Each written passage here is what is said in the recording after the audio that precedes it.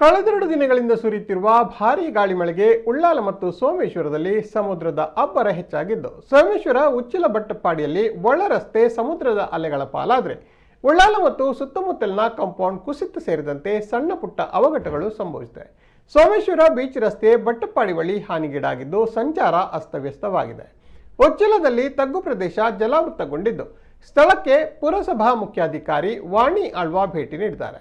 ಉಳಿದಂತೆ ಉಳ್ಳಾಲ ನಗರಸಭಾ ವ್ಯಾಪ್ತಿಯ ಆಸುಪಾಸುಗಳಲ್ಲಿ ಸಮುದ್ರದ ಅಲೆಗಳು ಮನೆಗಳಿಗೆ ಅಪ್ಪಳಿಸುತ್ತಿದ್ದು ಯಾವುದೇ ಹಾನಿಯಾಗಿಲ್ಲ.